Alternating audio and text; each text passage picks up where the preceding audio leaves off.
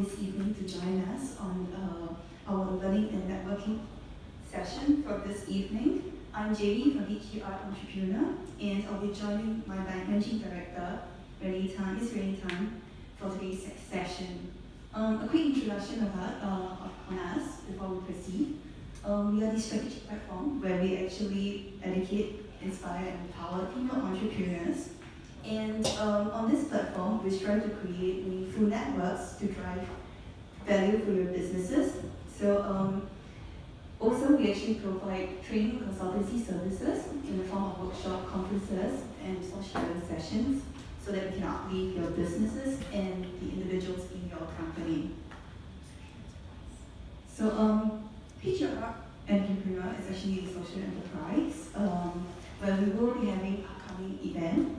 It's going to be the largest, not the most inclusive and diverse event, where business owners from various SMEs will be joining us on this platform for you to actually meet and network as well. So if you're interested, this is our membership. You can actually just come and talk to us, either myself, Ms. Renee, or like the girls in pink this evening, to find out more how you can actually get yourself the VIP pass to the event, or otherwise the sessions that we do have either on a money basis or like other network platforms. So just as I mentioned, this will be the event that will be upcoming in 2nd of October.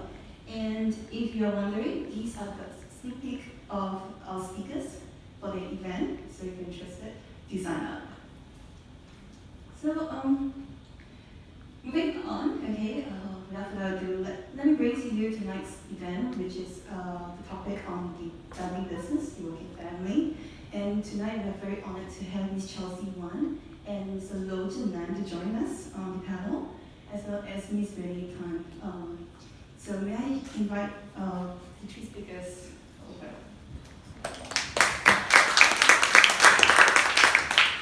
All right, so thank you so much, Jimmy. So just a quick introduction about both of them. So Chelsea Wan is a second-gen business owner from Jurong Frog Farm, and she's also an active member of the Kranji Association, Countryside Association, if you frequent there. And she has played several roles. I mean, you've got a lot of experience in marketing. When you took over the business and you became a parent, the last time we were connected, it was she was the one who was pregnant, and now it's my turn, right? And second kid as well, right? So I'll leave you to introduce yourself a little bit more later. And as for Zhennan, he's the third-gen business owner from S.J Low Bros. So he initially, during the financial crisis, he was a retail assistant at FairPrice, right? And then a kitchen helper with Fish & Co. And trying to find a job, And then eventually, after 10 months, he decided he would just join the family business. Can you share with us more later on why you did that, okay? So he was trying to help his father, and he decided to give the family business a shot. And he is also starting a Code for All chapter here in Singapore, as what I understand, a civic tech organization that uses technology for development of public and public service. Okay, so now I would just like both of you to share a little bit more about yourself and the business, and why did you join the family business in the first place? Okay, who would like to start first? Okay, sure. Hello everybody. I started helping my dad. No, I actually joined the family business because I wanted to help my dad. I saw him toy, in the farm when I was young. The farm started before I was born. That was back in 1981. And as I see him, his hair grew grey, and he was basically quite jaded, complaining every other day about water's problem and all that. I didn't think what value I could give, having already benefited so much from the family business. Then in NUS, I did an entrepreneurial marketing course. That was when I really discovered the true potential of what our family products, the product offerings that could give. Then I decided to give it a shot. Yeah, so I joined the business right straight after graduating from school, and the rest is history, really. Yeah. Business and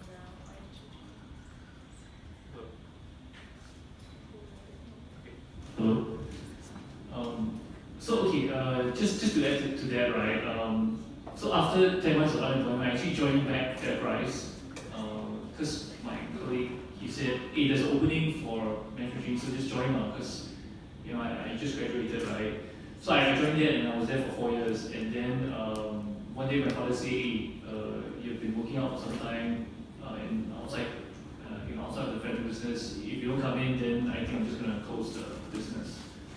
So I thought, okay, for 4 years outside, got some experience, I think maybe it's time to go in. So I just thought, okay, just give it a shot. But little did I know what I was expecting, what was in store for me. What were your biggest challenges, right, when you face when you take over the family business? Yeah. Okay, so I think the biggest challenge was probably my boss / my father. So because he's still quite old school, and so he's a baby boomer, and then the stats show that baby boomers and millennials very hard to work together. So naturally, there's a gap, and then there is that little line because he's my father, but also my boss. So sometimes I can sense that at work that father tone comes in. It's not really the boss saying, but it's more like the father coming in to talk. So I guess this is a challenge, like trying to for myself, right, try to separate work from family. So still, I guess work in progress. We still get along. We get through the challenges together. I think that's the most important thing. I think being family, you know that at the end of the day, you're not going to run away from each other. Yeah, so I suppose I have the same experience. It's also a work in progress on my side, working with the family. The biggest challenge is really trying to implement any form of change. Yeah, because the change is not only top down, I have to get approval from the boss, which is your father, and also downline, to the workers. Because many of the workers actually work alongside with him for like more than 30 years. They work, for longer than I have leave, So if you want to make any changes, you kind of have to go through that levels, and that can be very challenging. Yeah. So if let's say you didn't join the family business, right, would you have been an entrepreneur yourself to start something on your own? If so, what would that be? If not, then what do you think you would be doing? Honestly, I might not be, I'm not sure, but having been in the business for 13 years, I really see myself to be a serial entrepreneur now. Any opportunity that I can get hold, I will kind of put my best in it. And I think after having the first kid, I was like, already a control freak before I was having the first kid. And after having the first kid, I became more of a control freak. I don't know whether you would agree. So you kind of want to take control of everything, and that really changed dynamics of how the business culture is, and also the working dynamics within the family. Yeah, so kind of still a learning process for myself. I don't know. I think maybe not. Because when I joined the family business, one thing that I realized is there's a lot of autonomy, like complete control. So that really kind of gave me a taste for I think that's the best thing about being on running a business is really the autonomy. So I don't know, if I stayed on in FairPrice, I may not have tasted this fruit, right? So I may have just thought that being corporate, maybe that's the best way to go. So when you first joined the family business, what was the first thing that you changed? You could come in, you're a control freak, right? You want to have autonomy, right? You go in, what is the first thing that you changed and why? I think the first thing I did is the easiest thing, which was actually the company logo. So we did like a really nice thing. I didn't know the business enough to say, let's just change a meaningful change. So the best thing, low-hanging fruit, just change. Did you get easy approval from the boss? Yeah. Because it's like the first project, so I was like, okay, fine, let's try it. I think it's not the deal, then. Actually, that's really funny because that was my first project. So. Because the frog logo was like, the frog in Congress, I couldn't stand it. But I was really smarter, I got my friend to do the design, so no bills. Wow. Yeah. So actually, besides that, the next thing I did was actually in the educational program, because I'm actually very passionate about outreach, education, for younger generation, and also, I realized that all this talks about frogs, there needs to be a change in mindshare, about how frogs can be so much more, than just an animal that, look hideous, or all these negative words, that comes with frogs, which I really kind of think that it is time for me to step out, to kind of like get people to be invest in education, and also to be involved, to interact with these amphibians, to understand more about them, learn about the characteristics, and sometimes I even draw reference to myself, what having being the family business, what I have learned is actually a lot to do about how frogs survive, ethically in the world. I actually draw reference to that sometimes. Alright, so along the way, how did you transform the business and the company itself? So for a start, it's rebranding because you just want to change the entire image. But subsequently, how did you transform the business such that it becomes different from what it was before? Yeah, would you like to share that? Okay, so rebranding was the first step. Then another problem that we faced was actually staff turnover. So so that was a bit more serious, right? I would say, okay, let's see how we can really change it. Because previously in FairPrice, I was a branch manager, so like HR was something that was very, very, every day we get turnovers a lot, the hiring and all that. So that was when I kind of like really wanted to make a change in that. So I guess it was a process. Over the past maybe 6 years, our turnover has dropped, right? So we didn't really have that much turnover. And then we actually went through the proper hiring process. So like, you've got different functions in HR, right? You've got recruitment, selection, career development, performance appraisal. So we did all of that. So that was I guess the project for the past 6 years. So the problem with SMEs is that we actually don't get enough manpower, and simply because if you're very, very capable, you either go and work for the government, you do banks, you go for startups and all that. So at the end of the day, we're kind of like, don't have that much talent. So the philosophy behind changing HR is that, so if you want to invite people to your house, right, you got to make sure that everything's all done up. You got to have nice food, you got to have nice music and everything. So that's just kind of what I wanted to do. Have a nice place, and if people fit your culture, then so be it. If not, then that's fine. At least you know that you're trying your best. Yeah. Yeah, so I agree that online business, the 3D problem: no time, no money, no people. So I suppose the biggest problem for us also. I know when I joined the business, I actually saw that too. But I think more.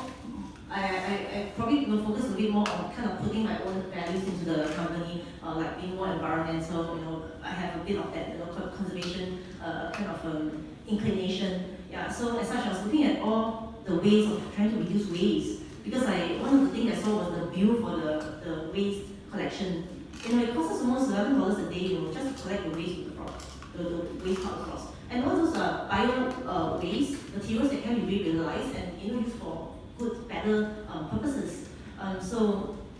Then in 1997, my dad was already researching into the different parts. So one of them was actually Hashima, shika, snow jelly. So it's more of a common product that people eat, but it's commonly found in China. And then I realized that we can be one of the only manufacturer of that product in Singapore.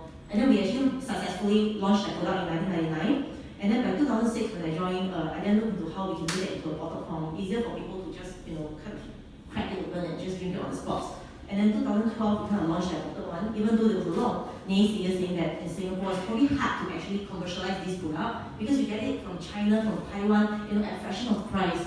But then I believe in the value of a Singapore brand, of a local product and a local formulation, and we stuck with it, and we still have the product now.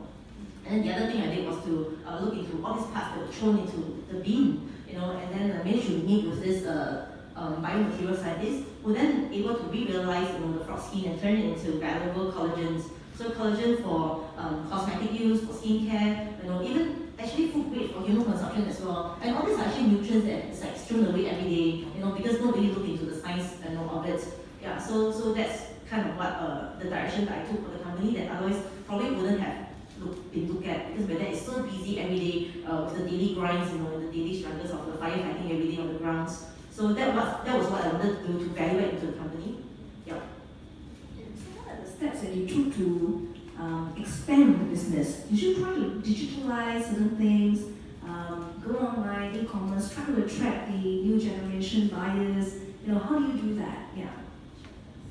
I think for myself, I expanded the product range. I think that itself kind of attracted a different kind of target audience. So I really wanted to get better kind of market share also, because our competition is really kind of very real competition from neighboring countries that were actually producing frogs at a fraction of the price. And also we are not blessed with conditions that makes it easy for us to breed frogs. Therefore naturally very uncompetitive. So I knew that going to services is one of the ways that we could value add, education being evergreen, that we can make a difference to the society, to the community, and giving back to the younger generations by giving them a slice of that rustic environment of staying on the farm has given me. I want to kind of share that to the younger generation. So then another part of the crop being the frame of the crop. Sorry, so strange to do that, I always go. So the legs we actually sell to NTUC, and then the body part that was being thrown away, we kind of used that, work with some vets who introduced it as a specialized pet diet, for dogs who have skin problem, and that kind of worked out also in the last 4 years. So we actually reduced more than 60% of what was then thrown away into now useful, in fact even higher value product than what we were doing before as a primary producer. In terms of technology, I guess we did what most companies would do, a website, maybe change the ERP system, and obviously maybe try to sell online, Redmart, so we don't really have like a silver bullet that, technology completely changed our, but it was just these little bit of things here and there. Maybe a bit more efficient, maybe got our brand out a little bit.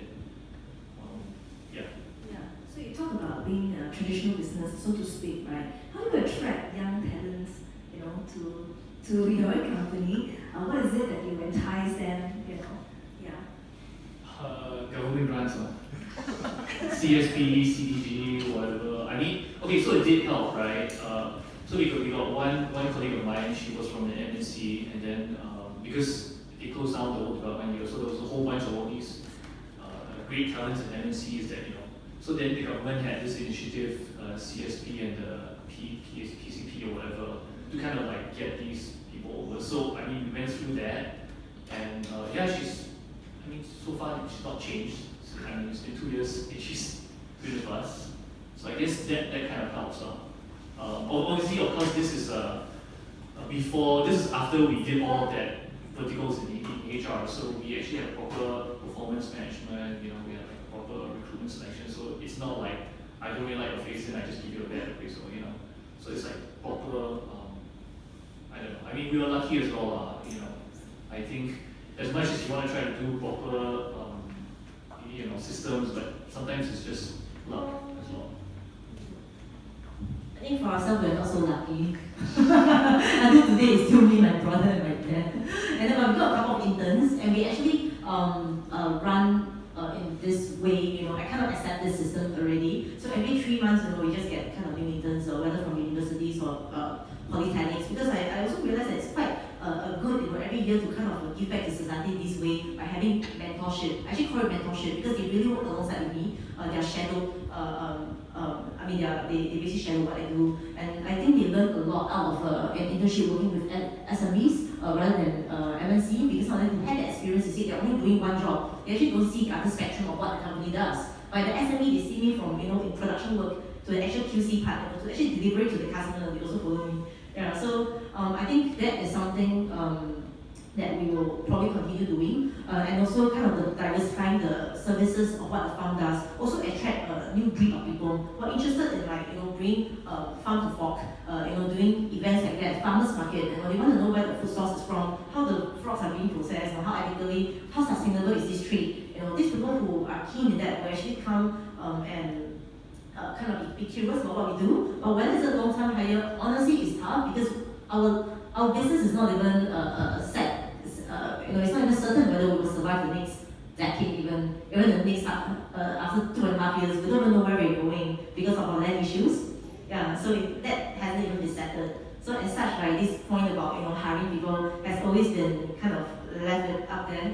lot because nothing is certain in the trade. Even though we're at 38 years business, doesn't mean you're there forever. So what do you think would be critical for the business, right? As you grow, as you transform year on year, but at the same time you hope that the business can continue to sustain the next 38 years for you. So you're an 80-year business, right? So you also don't want to be the generation in which the business suddenly, hey, where has it gone to, right? So you want it to be a continuation of the business. What do you think would be critical and what are some of the factors that we should think of, whenever a new generation takes over any business? It's something that they need to consider. I think for my side at the farm, I really think the value of the brand. So right now, wherever we're doing, we're all doing it on the basis of what happens when we have no land. So now we're doing tours on the farm. We're actually taking the tours out of the farm now. We're going to schools, going to preschools. We're thinking of ways to be able to do a little breeding, maybe alongside with some other farms with businesses that have kind of similar values and purposes. And also, seeing whether we can operate an abattoir, maybe even just out of the food factory, that we can survive without a farm and still continue having all these ancillary activities together with the core principal activity of the farm, so they can kind of still sustain, the overheads and the activities of the farm. So you're saying what would the next generation need in order to bring it forward, right? Sustainability of Right. I don't know, I think it is maybe like a macro perspective, maybe. I mean, because okay, so back during my father's time, like in the 70s, it was booming. I mean, I heard you don't even have to go to NTUC, you don't have to go to supermarkets to sell. People actually just come to you and then you're on quota, you only get this amount and I can only allocate this to you. But now it's very different, right? Now it's the other way around. So it may not work, the methods previously didn't really work, won't work now. And I don't foresee my methods doing now, what I'm doing now will work in 20 years down or maybe even 5 years with technology. So I guess it's really just a very broad understanding to see where you're at now, what technology it is, and then what's the trend going forward. And then finding your way through it. What would be your advice then to the next generation potential business owners who are being tasked to take over the family business? Because I've heard different stories. Some next gen will think about sustainability of business first. So does it even attract me? Is it something that I can even revive and things like that? So they will consider such things before making a decision. And nowadays we're all quite educated. We will decide to maybe I just run my own business. Maybe I'll just work for corporates. I have so many choices. Why must I work for my father or mother, right? So what would be your advice to those who are transitioning and thinking of moving or at the early stage of taking over the family business? What should we look out for? Yeah. Okay, so what I can think of is, so it's the ship, right? So if let's say you're in corporate and you're in your current job, then maybe you're the net leader, or maybe you're the guy rowing the ship, or maybe you're the mast guy. And that's all you need to worry about, just do your job. But if you look at family business or entrepreneurship, it's really you run the whole thing, right? You need to know how to navigate, you need to know where the wind's taking you, and you need to do everything, and you're already affected by the external forces. So if the storm comes, then you need to know how to navigate that. And if that kind of life really, because it's really, if you're the net leader, when the storm comes, you're still under the ship leading the net. You don't really care. But if you're really steering the ship, then it could be a sink or swim kind of lifestyle. So it really depends. I guess you just have to ask yourself which role do you prefer. But of course, the benefits is amazing. If you manage to find a new land like America or something, and then it's it's great. Yeah, I agree with Zhennan that it's really ultimately what's the value, what's more important to you, what do you prioritize in your life. I think for myself in the last 13 years, I benefited a lot from the family business. There was so much autonomy. I could travel whenever you want. You can plan your own off days, your leave, how much annual leave you take. As long as you manage your business well, you kind of do proper handovers. you gain a lot of satisfaction managing your business because wherever you want to execute, you're able to execute, drive it to fruition, and even taste the fruits of it sometimes, you know. So the business don't have to be like super thriving, earning, you know, millions and billions of dollars, but the last 13 years, such a good quality of life, living with the family, you know, of course in the midst of some disagreements, you know, I get to spend time with, you know, my parents, and also having my own children now. I see them every day, you know, in the daytime, they follow me to work, follow me on the farm, they join me in what I do, I can tell them about what I do, and they are hands-on, you know, and I think that to me is really precious. Nothing can exchange that time spent, you know, in the last over a decade, and I think that would be what I would tell us, the younger generation who has got a family business that you may consider to look after is what values do you, what value do you most? You know, is it helping out the family business? Is it for yourself, personal growth? Or is it more about the scalability of the business? I think you probably have to decide that. So your parents planned this path for you guys. Okay, probably like expose you to the business quite early when you were growing up and things like that. So we talk about legacy planning. How about yourself for the next generation, right? Where do you see it going? Do you think that it is important to, you know, also let your next generation experience some toughness in the business, learning the ropes from you at an early age? Or do you believe in grooming the executives in the board and, you know, the management team and things like that? How would you want to steer this ship forward, you know, when it comes to legacy planning and things like that? Yeah. Okay, so I believe in a republic rather than a monarchy. So I think family business is really like a monarchy, right? Like you have your kids and then you just pass it on and stuff like that. But then how do you know whether he or she may like the business and whether he or she has the talent to do it, right? As opposed to a republic where you just find the best person to do the job. And ideally, I mean, this is not where we're at, but it would be great if you know, if professionals run the business and then like, you know, the family, you know, just sits back, or maybe run like the foundation, you know, then I mean that would be ideal. But I mean, I know like a lot of like big family businesses, they all run like that, you know, where they actually have professionally run people, but family owned. Yeah, I think this question, I thought about it many times, especially during the land bid, when I bid for the land and put in a proposal. I thought about how it would be like to actually transform the family business, and I realized that I can't do anything about it unless you really corporatize it, because there's nobody for you to corporatize at the moment. So you can't change, you see. So unless you really bring in outside investors, you know, people who come in and really make a difference to how the company is going to function and how it's going to change the operations, you know, in the next decade. Otherwise, I would say that, you know, I maybe wouldn't even, I would probably just leave it to the kid, whether the kid thinks it's something that he wants to be a part of, but I wouldn't say that I want my kids to take over. Yeah.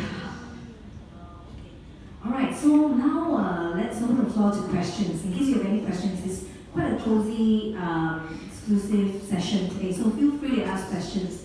Yeah, just raise your hands. I know some of you are taking over family businesses, some of you, the parents, keep nagging you to take over. You still want to do your own things, right? Some of you here, some of you have already taken over. So if you have any questions, feel free to ask anyone. Yeah, don't be shy, because that's your chance.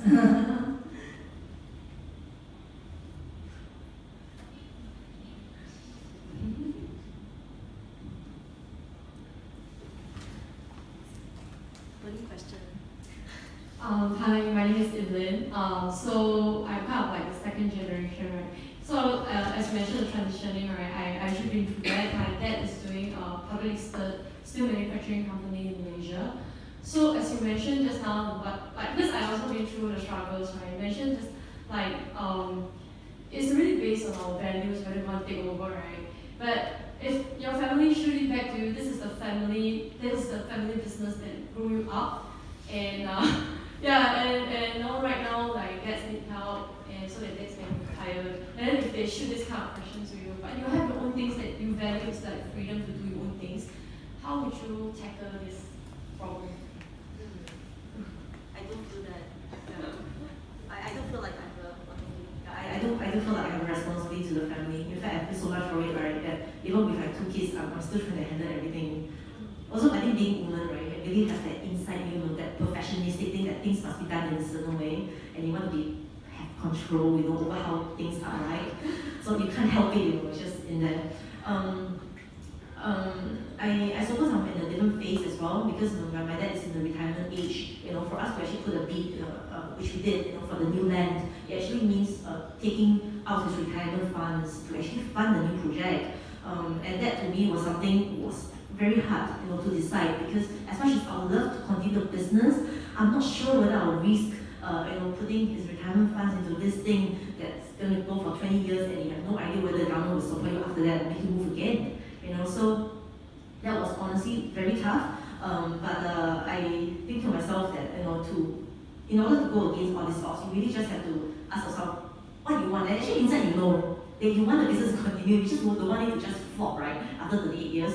So actually we did put in a bid at the end of the day, but it's just unfortunately we didn't win the bid. And I don't know whether was it a big a relief actually for the whole family, because you actually don't know what you're setting yourself up for. You may continue the business, but it doesn't mean it's actually for the better. You might be actually digging the hole, for your own burial ground. That's what some of them says. Yeah, and also having a little bit of experience now in corporate because of the collagen business. I actually see another side of the coin. Of them asking, you putting in 100% in this business, but is it scalable? Is it sustainable? Or would you rather be putting this 100% of your efforts into another line of business that can propel you into much further spaces? So that's what actually the corporate bosses asked me. And it was very tough because you have the obligation to the family.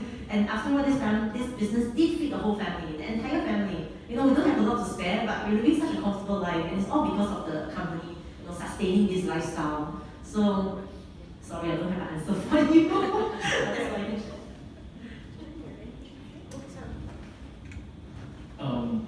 I don't know how close family, how much you've spoken to your family about, but maybe you could give it a shot, but do have some time, so you can always maybe say, I'll try for 2 years or 3 years. So at least after that, if you don't like it, then at least you have kind of given that heads up, right? If you do like it, then it's good, right? Alright, so to answer that your questions, right? Wouldn't you feel that like your parents would be upset? They have so much hope in you for succession plan for your family business, and we just go in and try, and then don't like it, just exit. Wouldn't it be further deeper to hurt their family relationship as well? That's my question. But you won't know until you try, and first of all, it's whether or not you like it, and secondly, whether or not you feel fit in it, right? Maybe, but you won't know until you try, I guess. So, that's just me. Maybe just because you don't know 3 years from now, maybe your parents' perspective also change. Maybe they see you've been suffering, and they feel, you know what, for my daughter's sake, it's just, or maybe they see you liking it, and it's a good thing, but you don't know until go for it. Actually, if I can add, right, would you be able to make friends with other, second generation of that trade? Because actually before I entered the farming business, I actually did speak to some other, third, fourth generations in the same industry, and the advice given to me was give yourself a 5 years window. And then if you pass the 5 windows, give yourself another 5. That was how I survived the first 10. And then I got married, right? Yeah, and I got a kid. Anyway, but I did realize that after the first 5 years, you really have a lot of interest inside. Yeah, and then you'll be working on different projects. And also at different part of your life, you actually have different standards and expectations of what you want to do. And so things will change, your expectation will change, your values remain, but the drive will be different. And you'll be helped by, different group of people that will come into your life, whether is it the same family or is it external help that you get. So things change. Yeah, so I would say give yourself that opportunity to at least experience, and also to just give that burst of energy, especially in the first 5, to just lay the groundwork, the foundation work of understanding and having a mastery of the industry. And it doesn't take the first 5 to know. Actually, after the first 10 years, I still find that I'm learning. I'm still learning, the way to even conduct a tour. I conduct tours for kids for the last 13 years, and I'm still learning, how to speak to them and how to, So I feel that it's a continuous learning journey, and yeah, just give yourself that chance. Thank you. Good. Anyone else?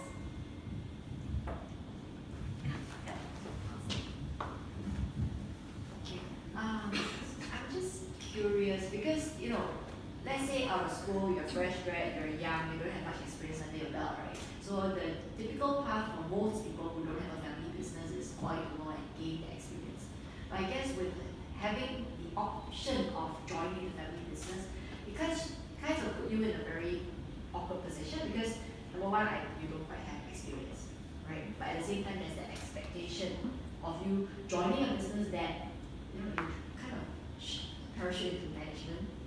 How do you, at which point in your experience do you feel a connection? Some people say fake it until you make it, but something's hard to fake, right? Yeah, where you really don't know what's going on, but there's that expectation. Yeah. How do you all ever had that? And how do you address that?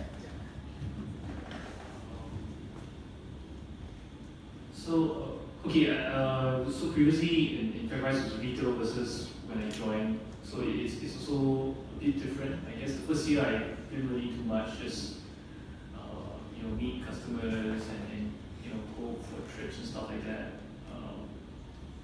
So I think maybe on the third or fourth year, this is definitely arbitrary, right? Because different people, different. But I think third or fourth year, then I start to realize, I think I know a little bit more about the business. Yeah. I don't know if that answered. So that gave you confidence to join your family business, knowing that you can contribute back to it, is it? Right, yeah. So when I was in FairPrice, like the 4 years, I thought, okay, fine, maybe I got something that I can actually bring back. But when I went in, it didn't really work that way. So I tried to implement some things, for example, because ISO and AG60P, which is so audits are very common in big companies, right? So I tried to implement it, but I realized actually it's a waste of. So after 6 years really, right, this year we stopped it, we're like, this is a waste of time, man. But initially because you say, wow, you're very humble, I learned this, then you try to apply it there, but I realized actually it's not so relevant. So I think it's a learning journey, like you say.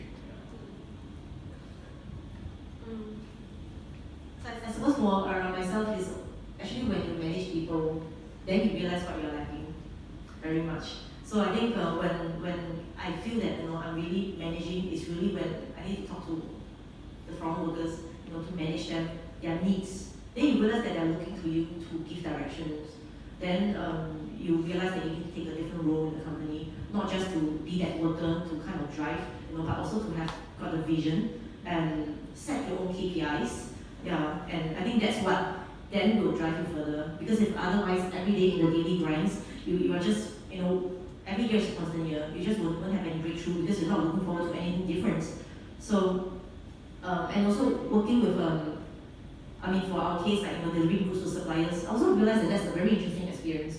Recently, right, we missed an order. So the order only 5 kilo of frogs, which is a very small order, very small invoice. But then when I made the delivery, the boss was there in the coffee shop, and he's like, so I asked him, are you selling any dessert? I'm selling kashima on the farm, why don't you also bring that and introduce it to the coffee shop? Then the guy said, oh, I'm supplying drinks to Stats. I'm like, oh, really? I got 8 fridge, in Stats, there's 7,000 people inside, why don't you bring your drinks in here? So, that created another opportunity.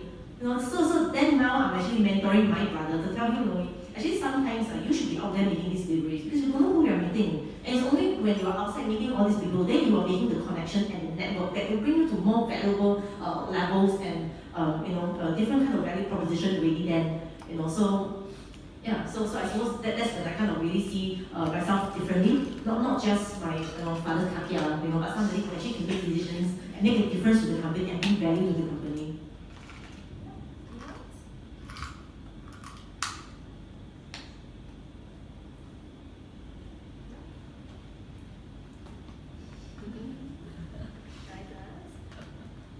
So maybe that's one thing. So if you had one thing to choose, what would you want for your business right now?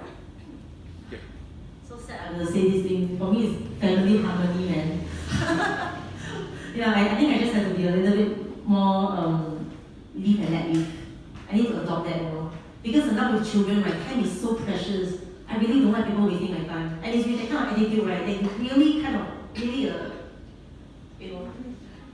to a lot of people. So I really need to manage myself. And I really would rather family harmony above any other thing at this point for us.